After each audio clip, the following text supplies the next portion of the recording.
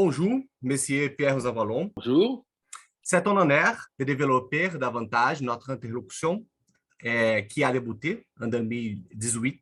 Il s'agit pour moi d'une triple opportunité, en tant que directeur de l'institution de libre études et recherche, Atelier des Humanités, en tant qu'éditeur de votre rêve en portugais brésilien, et en tant qu'intellectuel qui pense la politique et la démocratie en ayant un cadre de compréhension largement influencé pour la lecture de vos livres.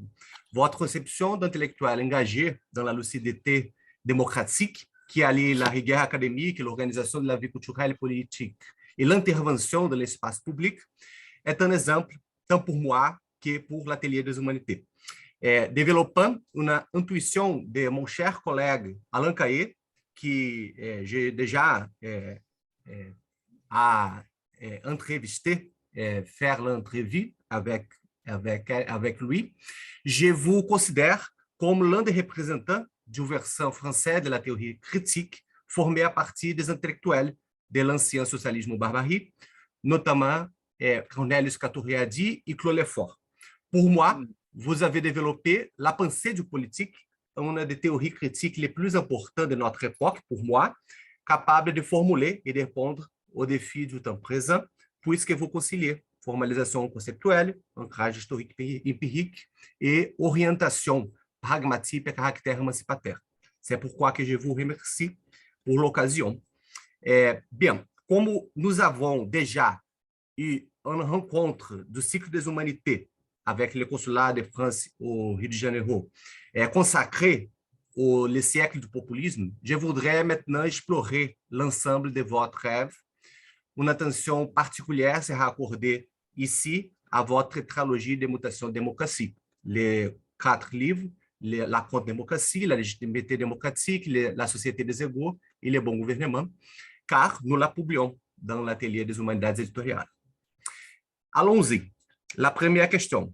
Je voudrais traiter dans un premier temps de votre parcours et déjà alors aborder les premiers H de votre travail, qui est la construction d'une nouvelle culture politique. À cet égard, votre testament intellectuel, notre histoire intellectuelle et politique, 1968 et 2018, est très éclairant. Dans ce livre, vous racontez comment vous avez vécu les événements de mai 68 et participé de manière directe à la formation d'une deuxième gauche. Vos premiers livres, comme L'âge de l'autogestion, 1976, et Pour une nouvelle culture politique, 1977, écrit avec Patrick Viveret, sont plongés dans cet effort constructif. Pourriez-vous, pour commencer, nous parler de cette première période traitant à la fois de vos interlocuteurs et de votre travail au sein d'une gauche qui incorporait une critique des totalitarismes et cherchait à dépasser le social-étatisme? Écoutez, c'est très simple. Moi, je suis un enfant de mai 1968, puisque j'avais 20 ans au moment de la contestation étudiante. J'étais moi-même étudiant, et donc, à cet âge-là, j'avais déjà une formation politique, et j'ai partagé les attentes, les impatiences et les espérances de toute ma génération, celle de mai 1968, mais qui n'est pas simplement une attente française, puisque ce qui s'est passé en mai 1968 a été aussi lié au mouvement étudiant, notamment qu'il y a eu peu de temps auparavant à Mexico, a été lié au mouvement étudiant qu'il y a eu lieu en Californie et dans l'Est des États-Unis, a été lié à tous les mouvements étudiants qu'il y a eu en Europe et notamment en Allemagne et en Italie. Pour toute cette génération qui est la mienne, il était facile de faire la liste de nos impatiences, de nos attentes révolutionnaires d'une autre démocratie, d'une société plus juste. Mais j'ai pensé à ce moment-là qu'il y avait 2 choses essentielles à faire. La première chose, c'était de réfléchir aux raisons pour lesquelles, historiquement, tout un ensemble d'attentes révolutionnaires s'était retourné contre elles-mêmes. Et cela, c'est l'histoire du totalitarisme. Le totalitarisme, c'est la trace qu'ont eu des espoirs qui sont devenus des pièges, des espoirs qui sont devenus la construction, je dirais, d'une nouvelle forme d'aliénation. Et c'est pour cela, à mon avis, que la gauche antitotalitaire a représenté intellectuellement quelque chose de décisif. Parce qu'elle a essayé de montrer qu'on ne pouvait pas penser simplement avec des impatiences, mais qu'on devait faire aussi la critique des échecs, la critique des retournements des espérances. Et cela, ça n'est pas ma génération qui l'a fait.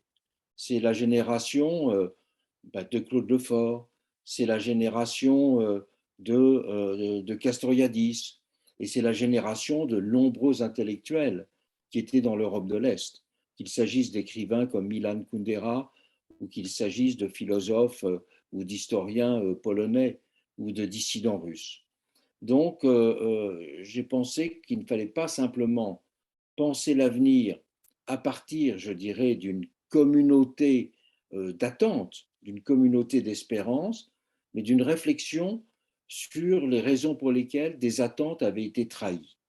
Il n'y a pas de réflexion sur la démocratie, il n'y a pas de réflexion sur le progrès social, s'il n'y a pas en même temps de réflexion sur les raisons des échecs, sur les conditions dans lesquelles il y a eu une trahison des expériences. Et toute l'expérience, je dirais, du communisme, c'était celle d'une expérience déçue, d'une espérance déçue. Donc, j'ai partagé cette, je dirais, cette approche de la gauche antitotalitaire. Mais je pense y avoir ajouté quelque chose. Ça, c'était la génération de Lefort, de Castoriadis, de François Furet comme historien et de beaucoup d'autres. Moi, ce que j'ai essayé d'apporter, c'est de dire que, au-delà de cette critique des espérances déçues, il fallait aussi comprendre que c'était notre vision de la démocratie qu'il fallait renouveler. Que si on définissait simplement la démocratie de la façon la plus triviale, comme une démocratie participative, comme une démocratie délibérative, eh bien, ça n'était pas suffisant. Parce que l'histoire de la démocratie, c'est aussi l'histoire des conditions dans lesquelles toute une ingénierie pratique de la démocratie ne répond pas aux attentes que l'on avait mises. Et ça, c'est l'expérience des conseils ouvriers. Moi-même, j'ai beaucoup voyagé en Yougoslavie, par exemple, qui était le pays de l'autogestion. Le mot autogestion, pour ma génération, il a résumé l'attente d'une autre forme de société, d'une autre démocratie. Mais en même temps, je voyais bien que on ne fait pas la révolution simplement avec des slogans. On change la société parce qu'on a des moyens de mettre en œuvre une autre forme de société. Donc j'ai voulu faire une théorie à la fois réaliste et une théorie à la fois audacieuse de la démocratie. Et mon premier livre était un exposé en quelque sorte des raisons pour lesquelles il fallait aller au-delà, je dirais, d'une célébration du mot autogestion. Et qu'il fallait voir quels étaient tous les obstacles pratiques dans l'histoire et dans les mouvements sociaux à cette mise en place d'une démocratie plus participative.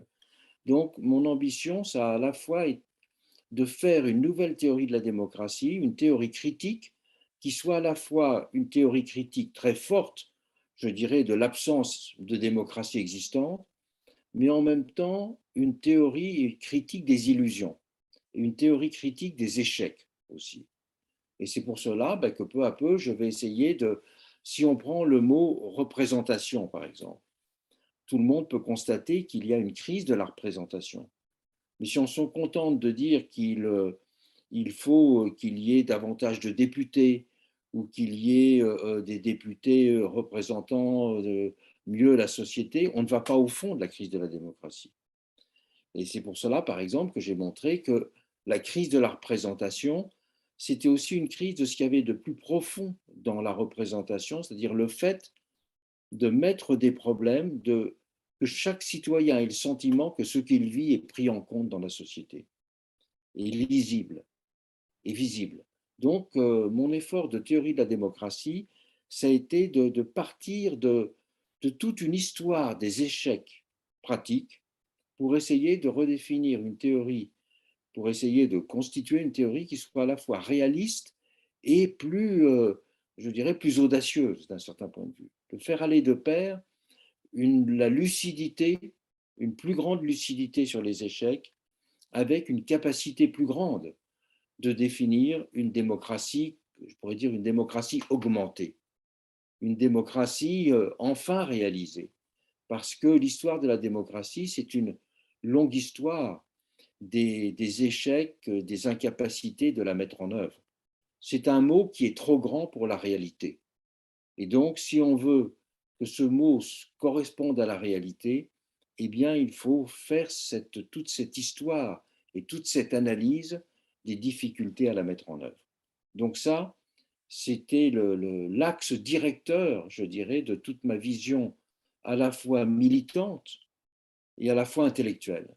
Et je peux dire que moi, j'ai commencé ma vie en étant un permanent syndical.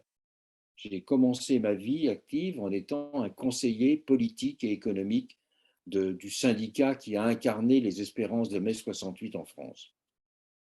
Et si je suis devenu intellectuel, je n'avais pas du tout l'idée de faire une carrière universitaire au début. Mais si j'ai commencé à devenir ce qu'on peut appeler un intellectuel, c'est parce que je voulais répondre à cette question-là. Je me suis rendu compte que tout le combat politique n'aurait pas de sens si ce travail intellectuel n'était pas fait. Donc, je suis devenu intellectuel pour des raisons politiques et militantes, si l'on veut.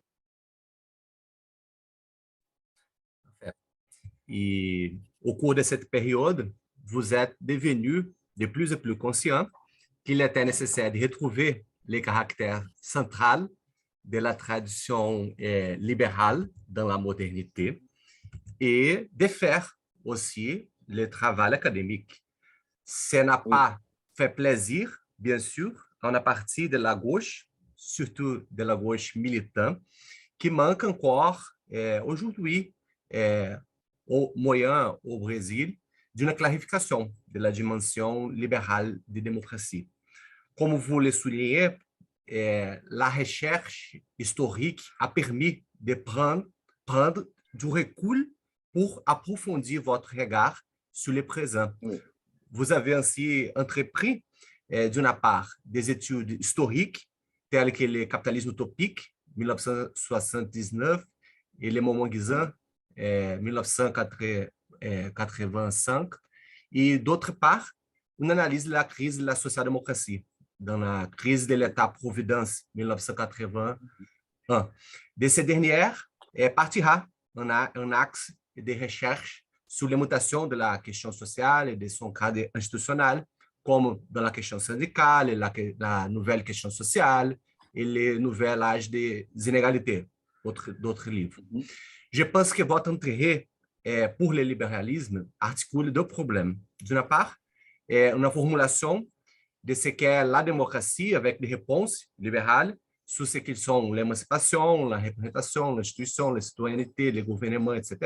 Et d'autre part, un défi de reconstruire des institutions d'égalité dans une époque marquée par l'autonomisation individuelle et sociale.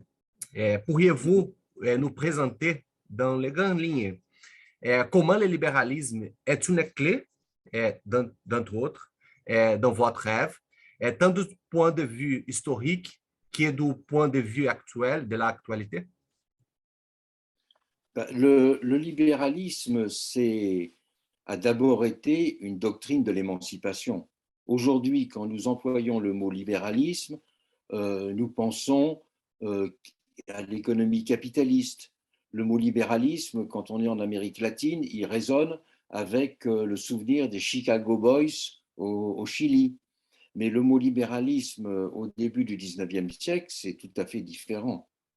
Le mot libéralisme, Oui, parfait. pardon? Oui, le mot libéralisme au début du 19e siècle, il commence à être employé à partir de 1820, c'est le nom que l'on donne à un projet d'émancipation. Et moi, ce qui m'a intéressé, c'est de voir comment ce projet d'émancipation avait, d'un certain point de vue, n'avait pas réussi. Pourquoi ce projet d'émancipation, là aussi, s'était retourné contre lui-même? Si j'ai étudié cet homme politique qui était Guizot, c'est qu'il était, dans les années 1820, il était le symbole d'une jeunesse libérale qui voulait révolutionner la politique. Il est devenu un politicien conservateur. Et ce passage, je dirais, des espérances de renouveau au conservatisme, ça me semble très important. Donc, si j'ai fait l'histoire du libéralisme, c'est parce que j'ai voulu faire l'histoire, je dirais, d'une doctrine de l'émancipation. Et j'ai montré dans mon livre Le capitalisme utopique que cette doctrine de l'émancipation, cette doctrine, je dirais, originelle de l'émancipation, c'est aussi celle de Marx. Marx a aussi la vision d'une émancipation comme étant la réalisation d'un individu autonome. Marx a aussi la vision, il partage, je dirais, pour toute une part, l'utopie libérale. Mais il pense que pour arriver à réaliser cette utopie libérale, il faut une socialisation des moyens de production. Il pense qu'il faut définir de nouvelles conditions d'arriver à l'utopie libérale. Mais pour Marx, l'utopie, c'est bien celle d'individus qui soient des individus créateurs de leur vie, qui soient des individus, même, il emploie cette expression dans les Grundrisse, des artistes de leur propre existence. Et cette vision, elle est en quelque sorte celle de l'émancipation libérale quand elle commence à se formuler. Mais elle a été trahie d'un certain point de vue. Et donc, si l'histoire du libéralisme m'a intéressé, c'est pour revenir aux sources de cette attente, de cet horizon d'attente, et d'autre part, de comprendre pourquoi ça avait été finalement un échec. Comment, en Europe, les libéralismes s'étaient transformés en conservatisme. Ça, c'était pour moi quelque chose de très important aussi, mais le programme libéral, entre guillemets, de constituer une société d'individus autonomes, il reste fondamental. On peut dire que c'est l'utopie positive de la modernité. Et que ce soit, puisque vous faisiez référence à Lefort et Castoriadis, ce terme d'autonomie, il est fondamental chez Castoriadis. Cette notion d'autonomie, elle est aussi fondamentale chez Lefort. Donc, moi, j'ai voulu montrer il fallait comprendre ce qu'avait été cette attente originelle du projet libéral, parce que c'est la définition de l'émancipation moderne. Et que beaucoup de personnes l'ont critiqué en disant non, l'émancipation moderne, ce n'est pas la construction d'individus autonomes. L'émancipation moderne, ça doit être le respect de la tradition. Et c'est pour cela que le libéralisme a eu comme ennemis principaux tous les conservateurs, tous les traditionalistes.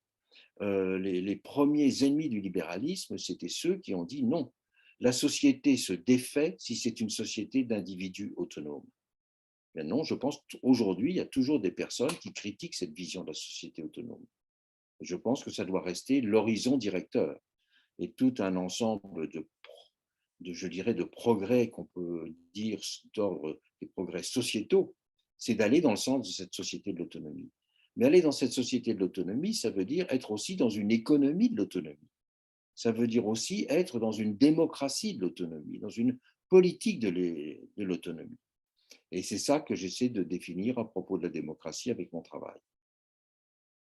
Donc, pour en revenir à nos problèmes actuels, il fallait pour moi un long détour historique et un long détour théorique. Et ben, j'ai écrit une dizaine de livres pour faire ce détour. Voilà. Et je peux dire que ce détour, j'ai estimé que je l'avais accompli quand j'ai commencé cette tétralogie, qui a commencé avec la... Donc, c'était 20 ans, je dirais, de construction des bases historiques et des constructions des bases intellectuelles qui me permettent maintenant de faire ce travail qui est en cours. Hein. Ce travail, cette tétralogie, c'est une première étape. Mais je suis en train de lancer une nouvelle étape de ce travail. La troisième question, pour préparer l'entrée dans votre histoire de la démocratie et puis de la mutation de la démocratie, c'est une question sur votre démarche conceptuelle et méthodologique. Vous avez dit qu'indéniablement, l'œuvre de Claude Lefort a constitué le point de départ de votre travail sur la démocratie. En fait, votre pensée est basée sur les conseils lefortiens de le politique. Cela se fait de manière originale dans ce que vous avez appelé une histoire conceptuelle ou philosophique du politique. Je la considère comme une articulation féconde, historique, structurelle, de la phénoménologie, de l'herméneutique et du pragmatisme, qui est attentif aux antinomies et aux contradictions au sein de la chair du social et dans des circuits entre problèmes, concepts, institutions, pratiques, situations, apprentissage. En quoi consiste l'histoire philosophique du politique et pourquoi est-il important de penser la démocratie le temps présent? Ce que j'appelle l'histoire conceptuelle, c'est d'insister sur le fait que la vie des humains, des femmes et des hommes, elle est liée à la façon dont le langage structure nos horizons d'attente, dont le langage structure notre compréhension du monde.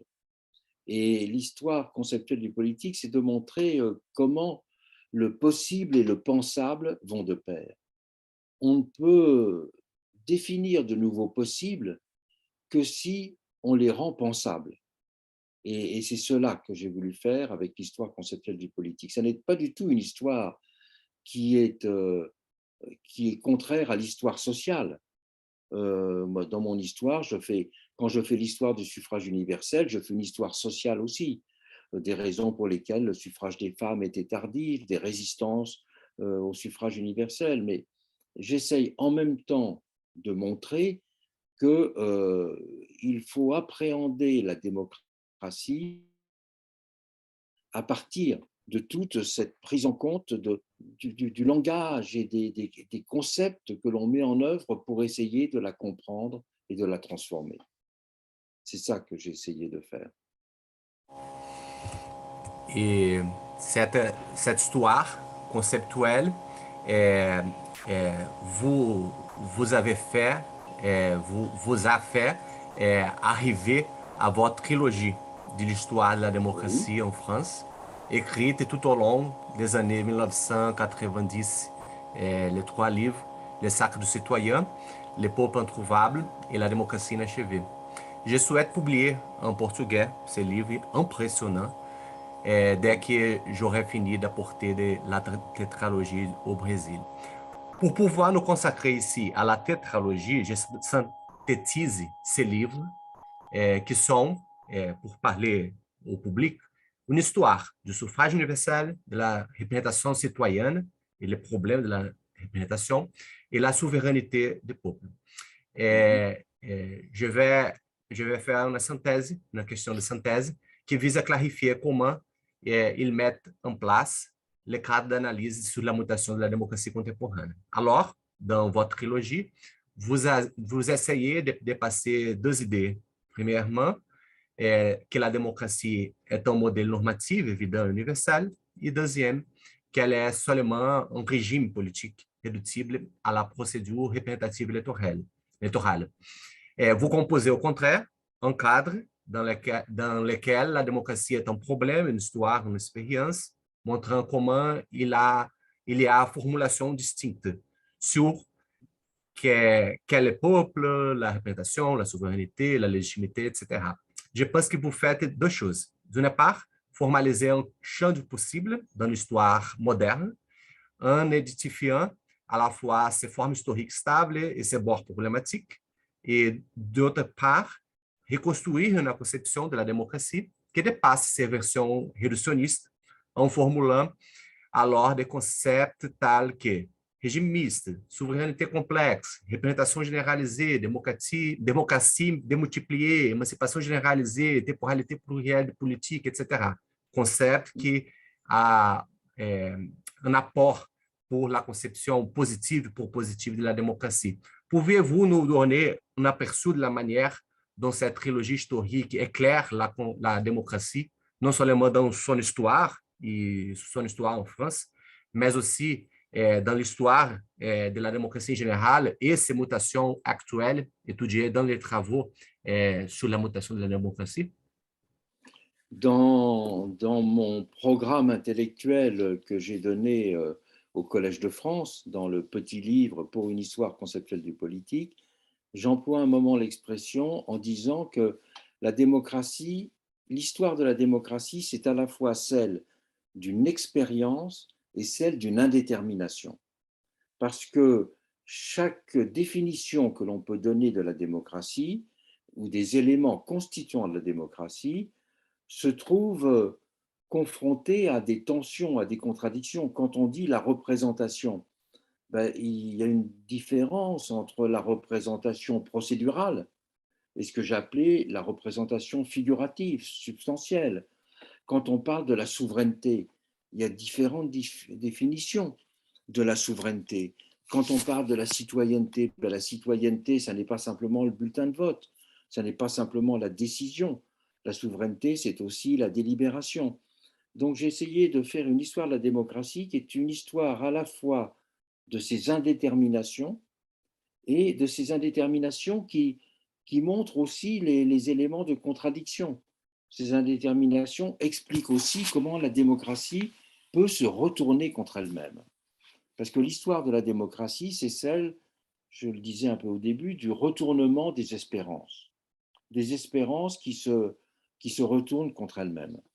Donc, la méthode que j'ai employée, c'est celle de concevoir l'histoire de la démocratie comme celle d'une expérience, mais qui était toujours la nôtre. Ce n'est pas une expérience du passé. Cette expérience du passé, nous la continuons. Nous sommes encore partie prenante de cette expérience démocratique. Et donc, l'histoire est une façon de documenter notre présent. Vous voyez, l'histoire, ça n'est pas simplement un passé. On pourrait dire l'histoire du suffrage universel. Maintenant, le suffrage universel est conquis presque partout. Donc, c'est une histoire qui est terminée. Non, l'histoire du suffrage universel n'est pas terminée parce que le citoyen n'est pas encore le citoyen complètement actif. Le citoyen est encore un citoyen diminué.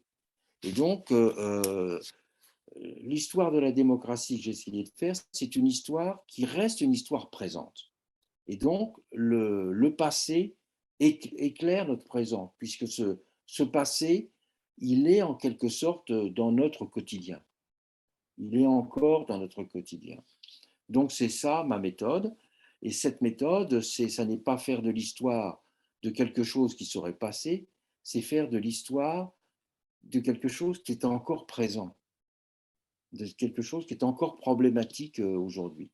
C'est pour ça qu'en même temps que c'est une histoire conceptuelle, on pourrait dire que c'est une histoire problématique, puisque j'ai appelé ça l'indétermination démocratique.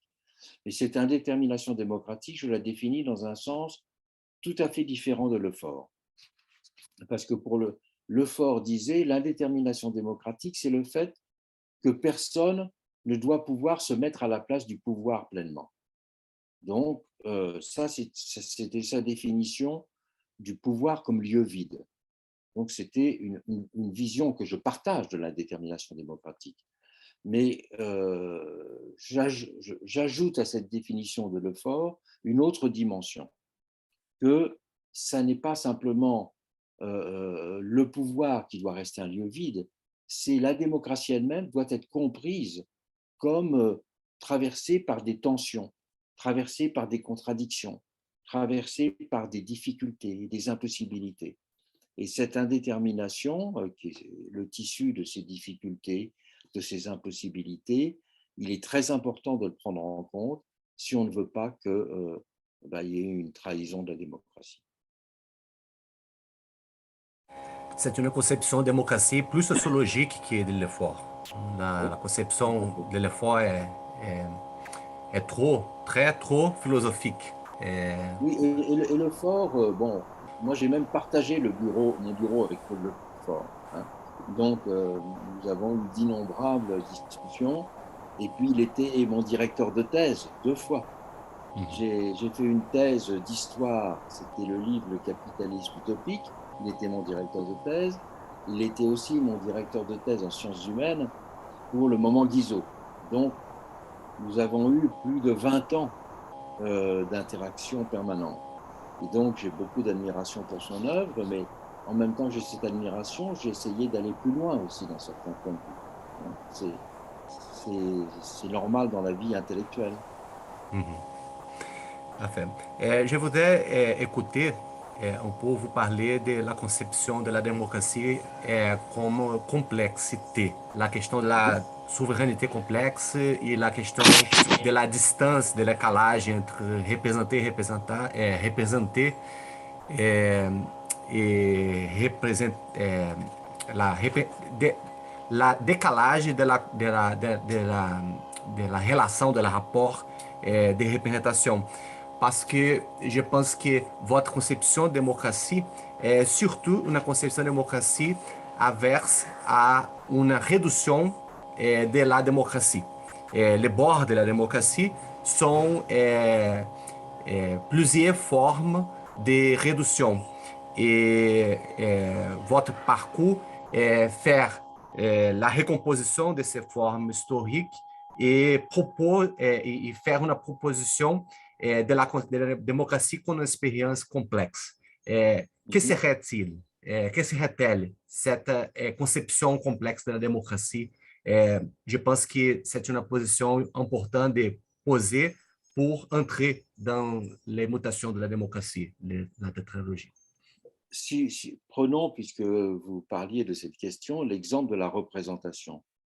La démocratie s'est définie comme un régime représentatif, au sens où le peuple doit avoir le pouvoir, mais il ne peut pas l'exercer toujours directement.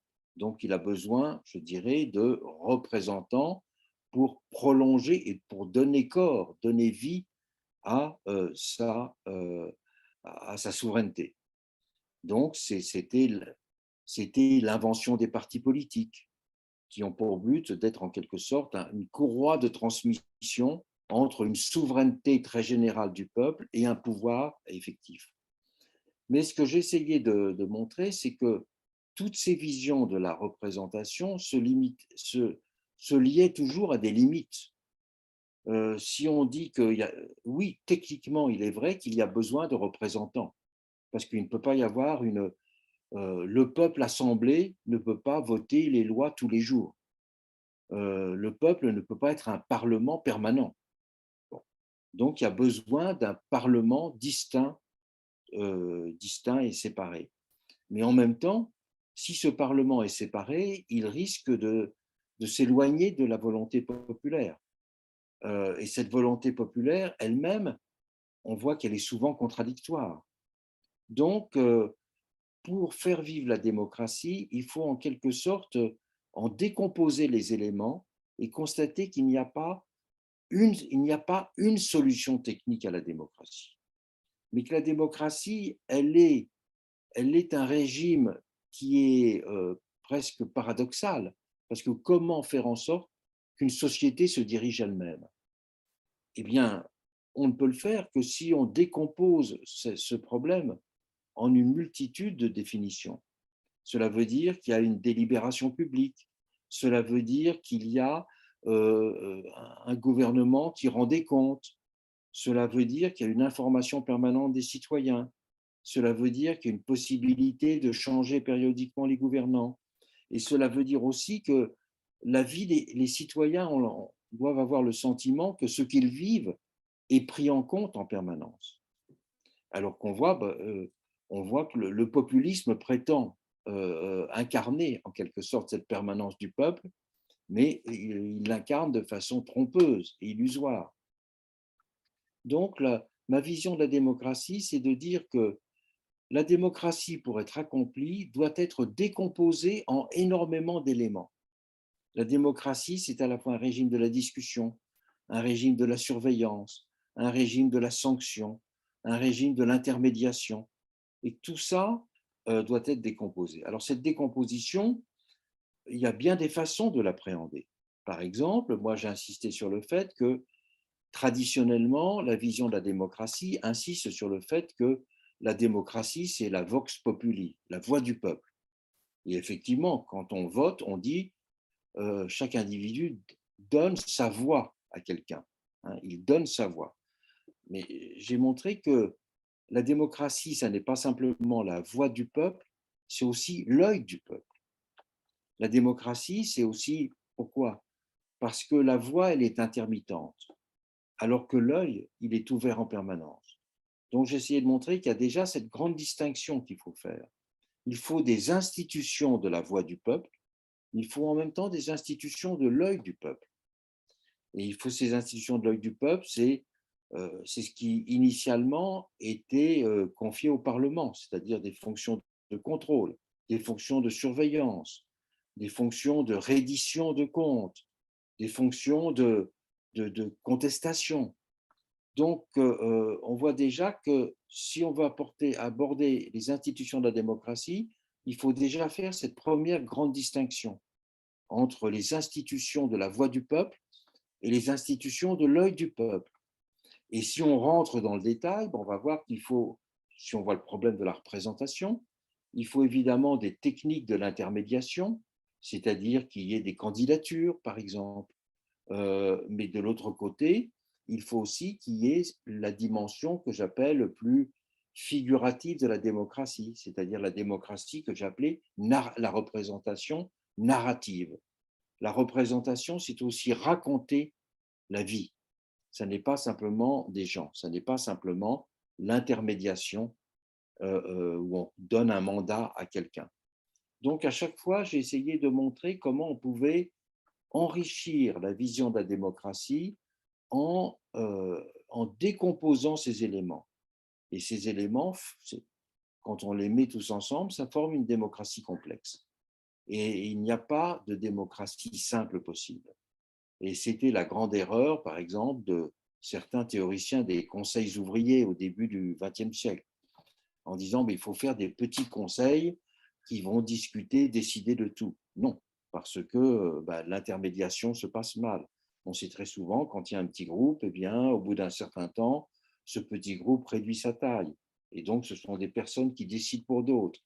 Donc, il est très important de distinguer les mécanismes de la décision des mécanismes de la délibération, de distinguer les mécanismes de la décision des mécanismes de la critique. La démocratie n'existe que si le pouvoir est toujours critique de lui-même. Et c'est pour ça qu'il faut que la démocratie soit complexe, parce qu'elle doit toujours avoir à la fois des instruments d'action, mais des instruments de critique d'elle-même. Parfait. C'est une pensée sensible les antinomies, les contradictions, les complexités Oui, de la démocratie. Et c'est pourquoi votre pensée ne fait école, mais fait penser. C'est différent de la conception de faire école, comme par exemple un Bourdieu, dans lequel la pensée est fermée dans un cadre catégorial d'explication. Votre pensée fait penser parce que nous posons la réflexion sur la démocratie dans une pensée ouverte à l'expérience de la démocratie, les antinomies, d'où il n'y a pas une réponse fermée, mais non. une réflexion ouverte à, à, à, à ce qui fait problème, à ce qui faire une expérience en recherche de solutions.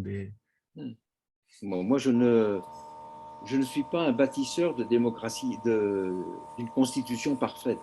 Je n'ai pas un modèle de constitution à dire voilà la bonne constitution qu'il faudra adopter pour que la démocratie soit réalisée. Parce que la démocratie doit être vivante. Donc, bien sûr, il faut des constitutions qui, à des moments donnés, inscrivent des choses. Et je pense que mon utilité sociale, si je puis dire, est de montrer qu'il faut avoir en permanence le souci de cette démocratie plus complète. de cette démocratie plus complexe, de cette démocratie qui n'en finit pas de travailler sur elle-même. Donc, je dirais que certains peuvent faire une théorie fermée de la démocratie, et moi, je fais une théorie, non seulement une théorie ouverte, mais cette théorie veut dire aussi une théorie appropriable par la société. Mhm. Moi, je ne dis pas acheter mes idées, je donne une méthode d'appropriation sociale. C'est ça qui est très différent, me semble-t-il. Bien sûr.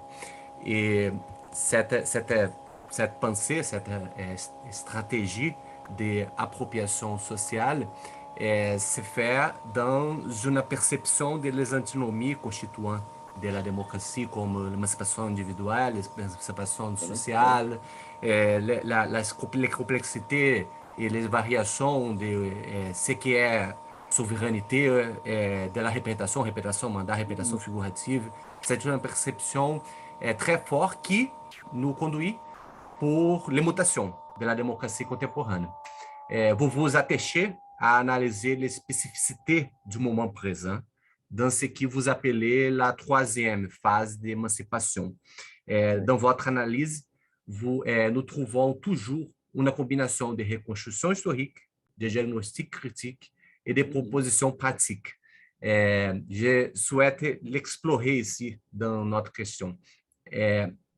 Ça Entendendo... veut dire aussi pour moi une chose très importante, c'est que j'essaye le plus que je peux, avec mes limites personnelles, mais d'intégrer la diversité des expériences démocratiques. Les expériences démocratiques, elles commencent en Grèce. Les expériences démocratiques, ce sont aussi celles d'expériences de la délibération collective dans beaucoup de mouvements sociaux. Et puis, les expériences de la démocratie, ce n'est pas simplement la démocratie américaine ou européenne. Ce sont les expériences de la démocratie avec leurs contrariétés en Amérique latine.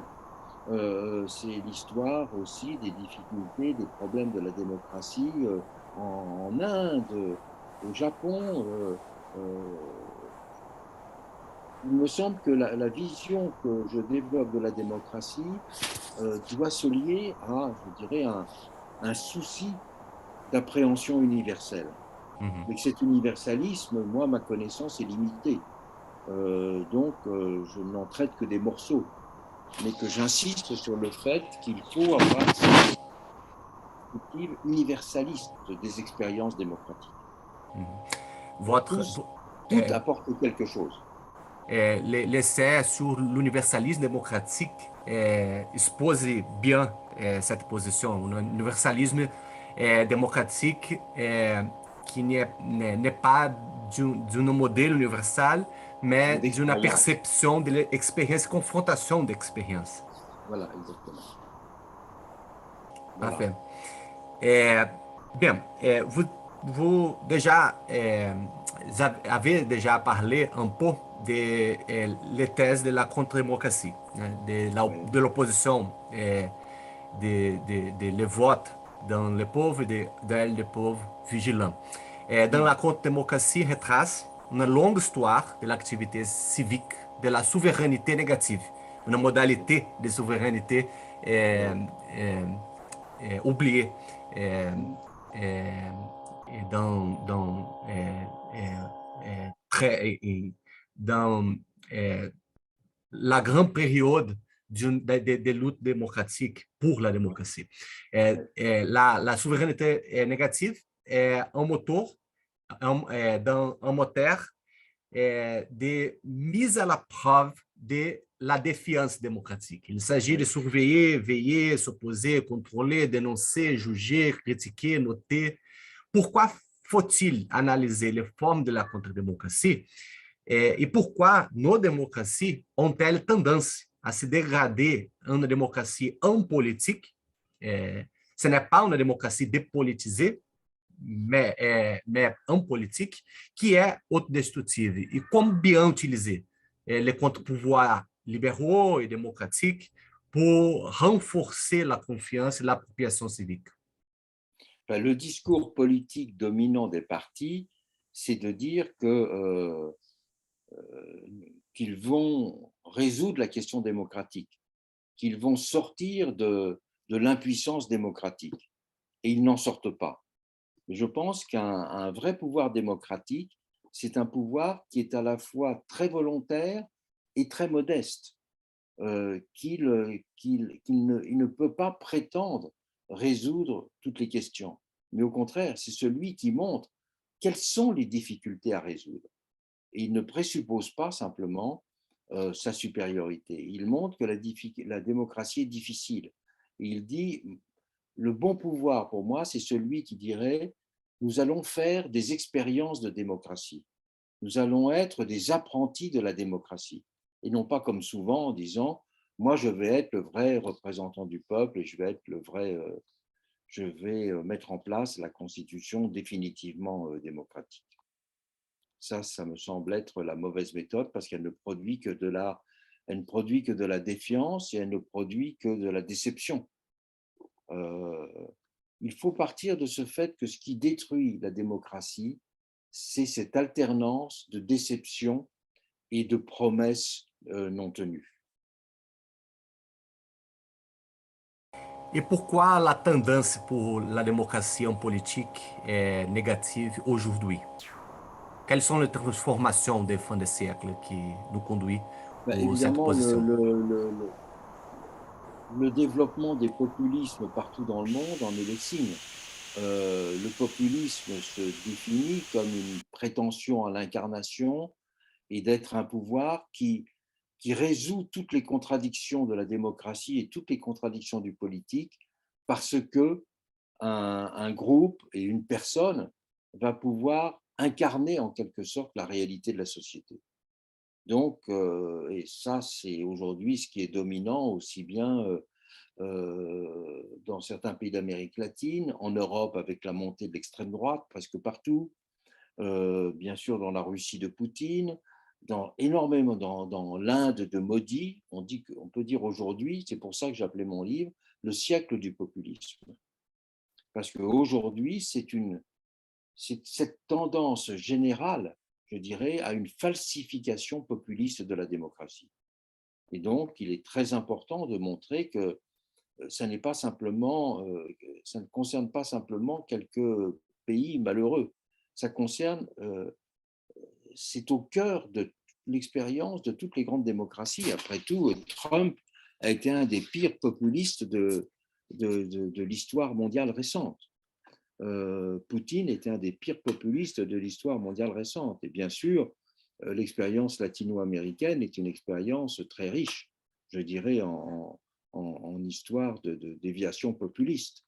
Mais ça n'est plus, le populisme n'est plus une histoire latino-américaine. Le populisme, c'est une histoire mondiale. Et c'est un défi mondial. C'est pour ça que j'ai parlé de siècle du populisme pour qualifier ce début du XXIe siècle. La deuxième volume de Mutation de la démocratie est la légitimité démocratique, 2008. Vous faites une analyse des multiples formes de légitimation dans les démocraties, de la légitimation par l'établissement ou les élections, en passant por la légitimation pour le pouvoir administratif, l'identification à la généralité, aux nouvelles formes de légitimation, pour l'impartialité, la réflexivité, la proximité. Il faut dire que ce livre apporte avec Contre Démocratie, l'autre livre, un éclairage nouveau tant sur ce qu'on appelle les institutions néolibérales de régulation, que sur ce qu'on appelle de judiciarisation de la politique. Un thème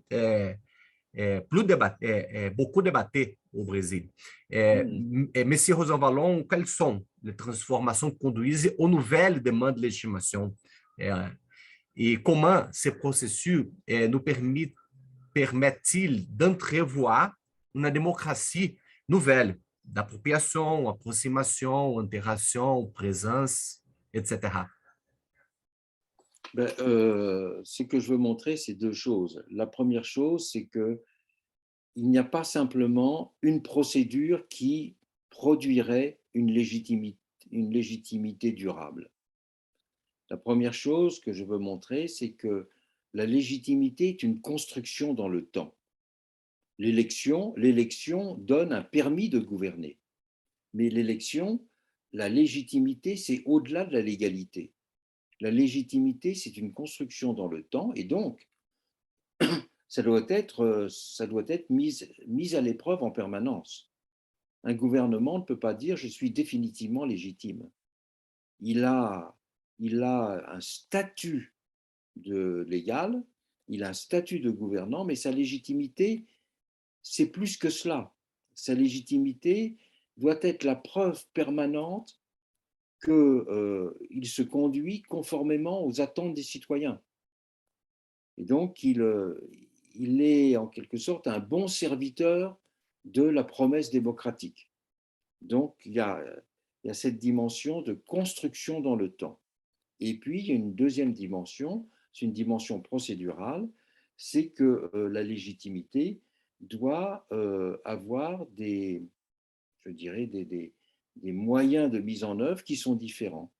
Parce que la légitimité présuppose en quelque sorte une vision du corps uni des citoyens. Or, les citoyens ne sont jamais complètement unis. Il y a toujours des minorités, il y a toujours, les majorités ne sont pas toute la société. Et donc, il faut démultiplier les institutions de légitimation.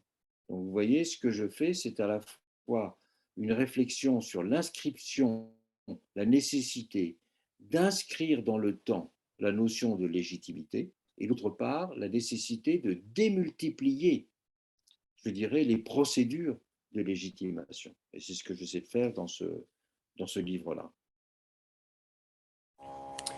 Et dans l'autre livre, le quatrième, est, Le bon gouvernement, le quatrième livre de la tétralogie, vous abordez le problème du pouvoir gouvernemental. Oui, Il est très important de signaler que votre théorie de la démocratie se vaut en réalisme politique, en prenant ces termes dans un sens différent du trivial de realpolitik, qui est une distorsion de la conception de réalisme politique. Vous avez montré bien dans ce livre qu'il faut formuler uma teoria de pouvoir exécutif plus réaliste, que est celle qui ne voit que des luttes de domination, et que la tradition ne pense la démocratie qu'à travers les modèles normatifs du pouvoir législatif et judiciaire, en traitant oui, très peu du pouvoir exécutif et gouvernemental. Pourtant, la démocratie a besoin d'une politique de la volonté, qui implique non seulement l'action exécutive, mais aussi la construction d'un monde intelligible, crédible, responsable, avec une relation positive au futur. Quelles sont les caractéristiques du pouvoir gouvernemental traité dans le bon gouvernement? Qu'est-ce qui fait un bon gouvernement? Como la théorie du gouvernement permet-elle de promouvoir votre démocratie l'appropriation citoyenne, la confiance, qui est l'autre face de la défiance, et une oui, démocratie d'exercice. oui. Ben, d'abord, c'est cette insistance que je mets sur la nécessité de penser le pouvoir exécutif, elle a consonné avec la réflexion de Michel Foucault sur la gouvernabilité, sur la gouvernementalité. Et comme vous le savez peut-être, j'ai eu l'occasion d'intervenir dans des séminaires de Michel Foucault, et c'était un point d'intérêt très commun que nous avions. Et donc, penser que la démocratie doit entrer aussi dans l'action gouvernementale, c'est quelque chose de décisif. Et comment faire rentrer le gouvernement en démocratie? Ben, ce n'est pas simplement par les élections qui existent déjà. Faire entrer en démocratie, c'est justement définir ce qu'est un pouvoir exécutif démocratique. Un pouvoir exécutif démocratique, j'essayais d'en donner des éléments, c'est un pouvoir qui rend des comptes, c'est un pouvoir qui consulte les citoyens, c'est un pouvoir qui est transparent, c'est un pouvoir qui donne des informations, c'est un pouvoir qui met en place des instruments d'évaluation indépendants. C'est un pouvoir qui met en place des institutions de critique. Donc, j'ai essayé de définir, on peut dire, ce qu'est un gouvernement démocratique, ce qui n'est pas la même chose que ce qu'est un régime démocratique. Un régime démocratique, c'est le cadre général, je dirais, de la légalité. C'est le cadre général de la constitutionnalité, qui est fondé sur la définition de la souveraineté, la définition du vote, etc. Mais là, je pense que c'est définir une démocratie permanente, parce que ce qui est permanent, c'est le pouvoir exécutif. Le pouvoir exécutif, il agit en permanence. Le pouvoir législatif, il n'agit pas en permanence. Donc, cette nécessité de comprendre que la démocratie ne peut exister que si elle est permanente veut dire que la démocratie doit s'appliquer, être pensée à partir d'une réforme du pouvoir exécutif lui-même. Et ça, très peu de gens l'avaient fait avant moi. Cette question se connecte avec la réflexion sur l'État en France que Oui. vous avez fait, parce que vous avez parlé que c'est une position très commune des critiques du jacobinisme français de faire une réflexion très vague sur la nécessité, la besoin de faire une décentralisation. Je pense qu'il y a beaucoup de contacts avec les problèmes de l'État au Brésil aussi. Et la réflexion sobre décentralisation de l'État ou centralisation de l'État. Ouais. Vous pouvez vous poser très bien comme sur la réflexion à respect en ce qui concerne à l'État, la position de qu'est-ce que l'État, c'est très important, et les variations des relations de l'État avec la société. Oui. C'est un dédoublement de la question du pouvoir administratif. Oui, mais ça montre que l'État n'existe que dans un rapport État-société. L'État, ça n'est pas simple. L'État, c'est une relation. L'État, ça n'est pas simplement un certain nombre d'instruments. L'État, ça n'est pas simplement de l'administration. L'État, ça n'est pas simplement des préfets, des policiers et des fonctionnaires. L'État, c'est la mise en œuvre, en quelque sorte, d'une idée de l'intérêt général. Et donc, l'État n'est pas simple. Il ne faut pas simplement donner une définition instrumentale de l'État. Il faut donner une définition que j'appellerais substantielle de l'État. Et la démocratie, c'est aussi le régime qui accorde une dimension substantielle à l'État, comme la réflexion permanente sur ce qu'est l'intérêt général. L'intérêt général, il est toujours quelque chose à réaliser, il est toujours quelque chose qui est en discussion, il est toujours quelque chose qui est en critique. Et donc, on peut dire un État efficace est inséparable d'une réflexion permanente sur le bien commun, d'une réflexion permanente sur le bien public. Et personne n'est propriétaire du bien public, pas même ceux qui sont élus. Et ça, je crois que c'est quelque chose de très important à répéter en permanence. Parfait. Ici. Là, le troisième livre de la tétralogie des mutations de la démocratie, La Société des égaux, a été laissé pour la dernière question, parce que je crois que s'il répond effectivement à ces préoccupations de longue date sur la crise des institutions de solidarité et de justice sociale, il doit être à l'origine de votre engagement récent dans la dernière phase, dans un traité d'émancipation, dans une réflexion sur l'émancipation. S'il y a engagement en faveur de l'émancipation, la question doit être quelles formes d'émancipation sont appropriées pour notre époque. Je pense que pour surmonter les trois réponses insuffisantes actuelles et qui sont dominantes, le néolibéralisme utopique, la restauration, la perspective de restauration social-démocratique et le populisme, nous devons reconstruire la société des égaux, comme vous avez proposé. Pour ce faire, Pourquoi est-il insuffisant de recréer uniquement des institutions de protection libérale, comme dans l'État-providence? Pourquoi faut-il aussi une démocratie du lien social, de la singularité, de la narration, des épreuves, qui sont thèmes aussi des parlements des indivisibles et les épreuves de la vie? Ben, la démocratie est une forme sociale. On peut dire que la définition de la démocratie n'est pas simplement un régime politique. J'ai même été frappé faisant l'histoire du mot démocratie.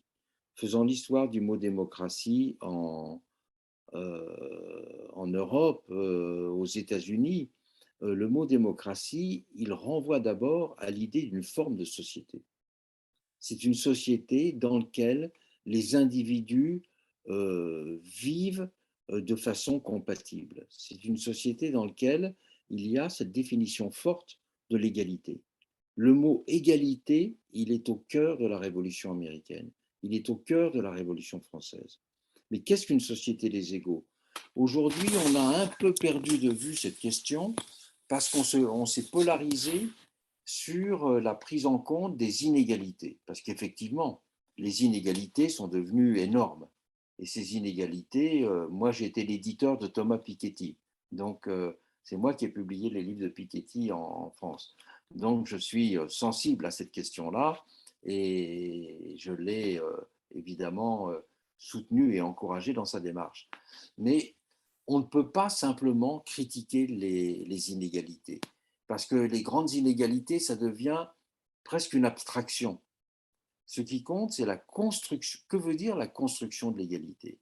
L'égalité ne se définit pas simplement par des éléments d'égalité économique, mais des éléments d'égalité économique qui aussi doivent être liés à la reconnaissance d'éléments de dignité, d'éléments de respect, d'éléments de prise en compte de l'utilité de chacun.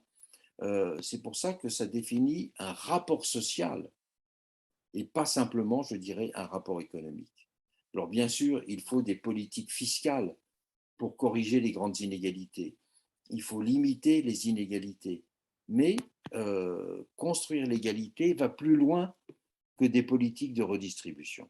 C'est ce que j'ai voulu dire. Et que bien des mouvements sociaux dans le monde montrent d'ailleurs que les revendications de dignité, les revendications d'être respecté sont absolument fondamentales. Et les révolutions se font autant pour la dignité et le respect que pour la réduction des inégalités économiques. C'est un point qui me semble d'une très grande actualité et que, par exemple, les révolutions arabes, plus récemment, ont beaucoup montré. Et c'est pour cela que avec ce livre, j'ai voulu donner une définition augmentée de l'égalité. L'égalité, c'est celle d'un rapport social de personnes qui vivent ensemble comme des semblables. C'est le mot de Tocqueville qui est très, très juste. Nous devons la démocratie, c'est une société de semblables. Donc une société de la dignité, une société du respect. Et il y a beaucoup d'inégalités économiques qui vont contre le respect, qui vont contre la dignité. Et il ne faut pas les dénoncer dans l'abstrait. Il faut les dénoncer par ce qu'elles représentent comme atteinte au lien social, comme blessure de la société des semblables. C'est cela que j'ai voulu signifier dans ce livre. Et je trouve qu'aujourd'hui, on ne parle pas assez de cette dimension que j'appellerais sociétale de l'égalité. Peut-être qu'on parle trop uniquement, même si c'est décisif, hein, ça je ne le critique évidemment pas, puisqu'au contraire, j'ai publié de nombreux livres sur le sujet, mais qu'on ne peut pas se limiter à une approche économique de l'égalité. Voilà ce qu'on peut dire.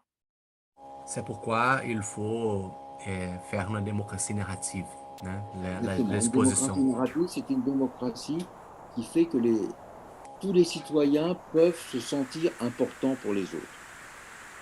La démocratie, c'est une société où chacun doit être reconnu comme aussi important que les autres. Et aujourd'hui, ce n'est pas le cas, hein, bien sûr. Voilà. Merci, Monsieur Voilà. Perzavalon. En tout cas, moi, je vous remercie aussi de tout le travail de traduction que vous faites. Hein. Mais vous n'avez pas fini de faire ce travail parce que moi, je vais continuer d'écrire aussi. Hein. Parfait. Je vais continuer Bon, d'écrire et vous verrez sur sur de nouveaux chantiers d'approfondissement de la question démocratique.